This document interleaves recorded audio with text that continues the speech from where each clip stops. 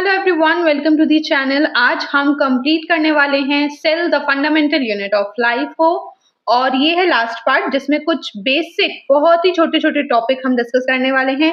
जिन्होंने पहले दो वीडियोस नहीं देखे हैं, मैं उनकी लिंक इसके डिस्क्रिप्शन बॉक्स में मेंशन कर दूंगी। प्लीज जाके वो भी देख लीजिए और फिर इसको भी समझ लीजिए। और जो मेरे साथ स्टार्टिंग से जुड़े हुए हैं, this is your last part of the chapter. चलिए समझ लेते हैं प्लांट वर्सेस एनिमल सेल, क्योंकि अब हम चैप्टर को पूरा ऑलमोस्ट कंप्लीट कर ही चुके हैं। उसमें हमने सेल ऑर्गेनल भी पढ़ लिया है, तो अब हमें डिस्कस करना है ये क्वेश्चन, प्लांट और एनिमल सेल में डिफरेंस। एक बार रिकॉल भी हो जाएगा पूरा चैप्टर आपका।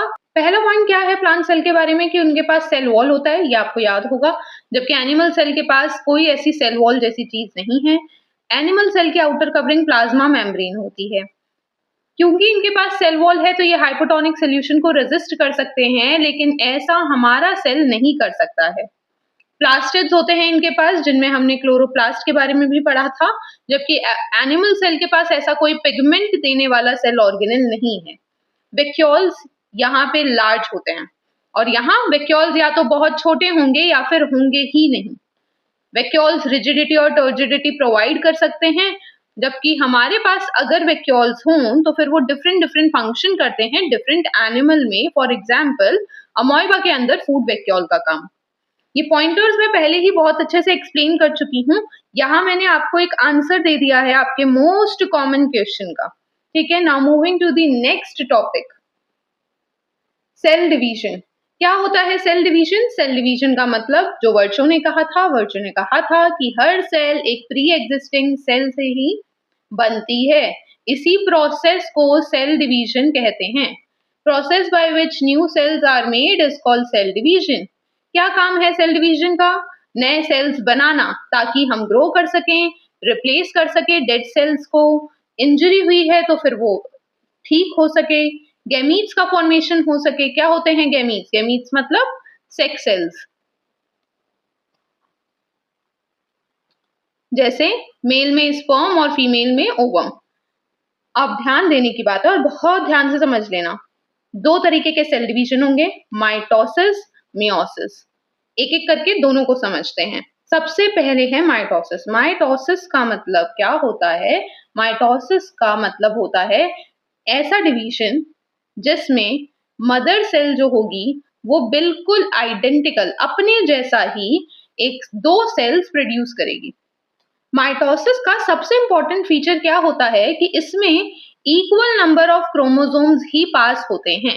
सेम नंबर ऑफ क्रोमोसोम्स होंगे। मदर सेल के पास जितने थे उतने ही डॉटर सेल्स के पास क्रोमोसोम्स होंगे। ये होता है इसका मतलब। क्या होता है कि अगर आपके मतलब नॉर्मली ह्यूमन सेल्स में कितने क्रोमोसोम होते हैं? 23 पेयर्स। तो आफ्टर डिवीजन आपके जो दो नए सेल होंगे उनमें भी 23 पेयर ऑफ क्रोमोसोम प्रेजेंट होंगे। इसे कहते हैं माइटोसिस। इक्वल डिवीजन हो रहा है, सिमिलर डिस्ट्रीब्यूशन हो रहा है। क्योंकि इनमें इक्वल डिवीजन हो रहा है इसीलिए इसे इक्वेशनल डिवीजन भी कहा जाता है। इस डिवीजन का क्या काम होता है? बॉडी में ग्रोथ करवाना, या फिर इंजरी हुई है तो सेल्स रिप्लेस करना, रिपेयर करना, ये सब इसका काम होता है। ठीक है, आई होप माइटोसिस क्लियर है। माइटोसिस के अंदर एक ऐसा सेल डिवीजन हो रहा है जहां पे क्रोमोसोम नंबर बिल्कुल सेम रहते हैं। अगर मदर के पास 46 क्रोमोसोम है तो डॉटर सेल्स में भी 46 क्रोमोसोम्स होंगे। इसे कहते हैं माइटोसिस। इक्वल डिवीजन होना क्या कब होता है? जितने भी बॉडी में नॉर्मल सेल्स हैं, हमारे हैंड पे, लेग पे, nail, your hair growth, everything, वहां माइटोसिस हो रहा है। चोट लग गई, नई स्किन आई है, माइटोटिक डिवीजन के कारण हुआ है। नेक्स्ट को समझते हैं ध्यान से। Next division is meiosis. Meiosis बहुत इंपॉर्टेंट है रिप्रोडक्टिव लाइफ को मेंटेन रखने के लिए। यहाँ होते हैं गैमीट्स का फॉर्मेशन, यानी ये डिवीजन सिर्फ उन सेल में होगा जिस सेल को गैमीट प्रोड्यूस करना हो। गैमीट्स का मतलब अभी मैंने बताया था, मेल में जो स्पर्म है और फीमेल में एग, ये दोनों ही गैमीट्स हैं। इनका प्रोडक्शन जब भी बॉडी में होना है तब मियोटिक डिवीजन होता है। क्या होता है मियोसिस के अंदर? मियोसिस के अंदर एक तो दो लगातार डिवीजन होते हैं, और उसके बाद एक सेल से दो नहीं 4 नए सेल्स बनते हैं। दोनों का डायग्राम कंपेयर करेंगे। ये रहा माइटोसिस का, 2 ही सेल्स बन रहे हैं। यहाँ मियोसिस में देखिए टोटल कितने डॉटर सेल्स बन गए, 4। इस मियोसिस 2 के बाद देखिए, तो ये तो मेजर फर्क है। दूसरा, वहां एक ही बार डिवीजन हुआ, यहाँ लगातार 2 बार डिवीजन हुए हैं। पहले ये डिवाइड हुए हैं, फिर इनसे ये बने हैं, ठीक है। पर ऐसा क्यों हो रहा है? क्योंकि हमारी जो गैमीट्स होते हैं उनके पास जो नंबर ऑफ क्रोमोसोम्स होते हैं वो सिर्फ 23 होते हैं। ध्यान से समझना, पहले भी आप लोगों ने 8th में ये कंसेप्ट पढ़ा है, कुछ बहुत नया नहीं है। मेरे अगर नॉर्मल सेल है, ये अगर आपके हैंड का सेल है, ठीक है, तो इसमें कितने क्रोमोसोम होंगे? इसमें 46 क्रोमोसोम्स होंगे, 23 पेयर्स। लेकिन अगर ये एग है या फिर ये स्पर्म है, ठीक है, ये अगर ऐसा कोई भी आपका गैमीट है, तो इसमें सिर्फ 23 क्रोमोसोम्स होंगे, पेयर नहीं, 23 यानी हाफ, ठीक है। ऐसा क्यों होगा, पहले इसको समझा देती हूँ, ऐसा क्यों हो रहा है, इनमें इतना डिफरेंस क्यों है।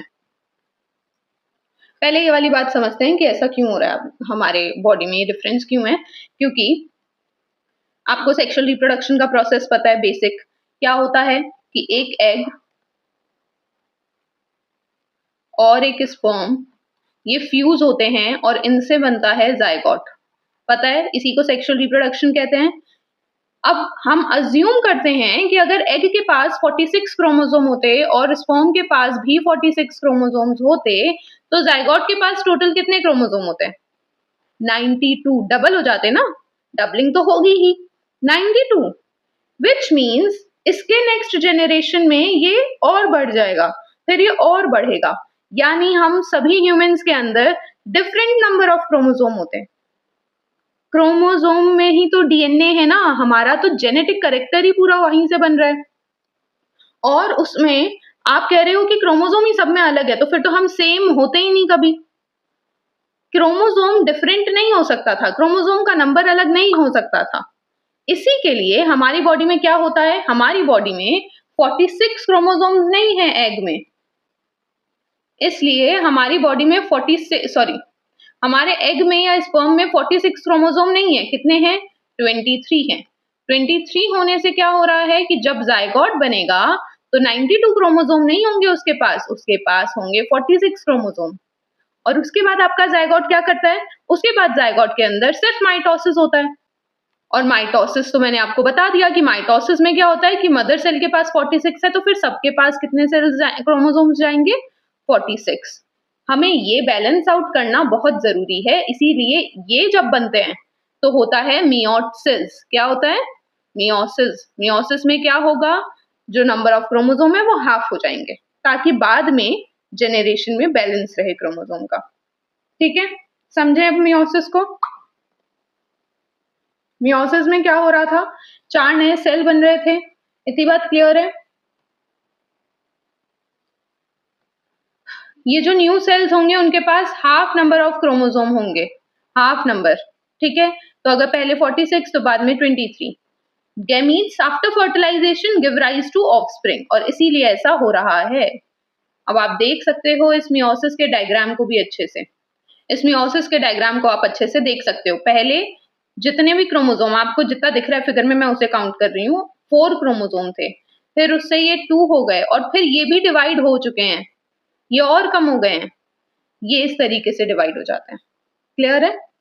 ये है मियोसिस, और जो नॉर्मली हो रहा था वो था माइटोसिस। अब वैसे तो पुराने सिलेबस के अकॉर्डिंग हमारा चैप्टर यहाँ खत्म हो जाता है, लेकिन क्योंकि नए करिकुलम में एक टॉपिक और ऐड है, तो मैं वो डिस्कस कर रही हूँ, बहुत ज्यादा नहीं, बेसिक आइडिया आपको दे रही हूँ अभी।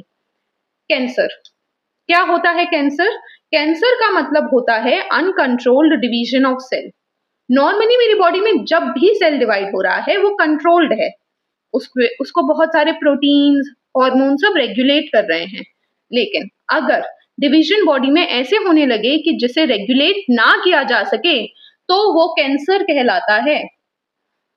Cancer keep dividing without stopping, बिना रुके बस सेल डिवाइड होता रहेगा। डायग्राम देखिए, ये जितने भी नॉर्मल सेल्स हैं ये तो सारे सेल्स हैं जो नॉर्मल हैं, लेकिन ये बीच में आप देख रहे हैं ब्लू कलर का सेल, ये ट्यूमर है। ट्यूमर का मतलब क्या होता है, जब सेल्स बहुत ज्यादा डिवाइड करते हैं तो उनमें एक तो ऑक्सीजन की कमी हो जाती है, और मास ऑफ सेल इकट्ठा हो जाता है, पूरा सेल्स का एक पूरा ग्रुप इकट्ठा हो जाता है, इसे बहुत कॉमनली हम ट्यूमर कहते हैं।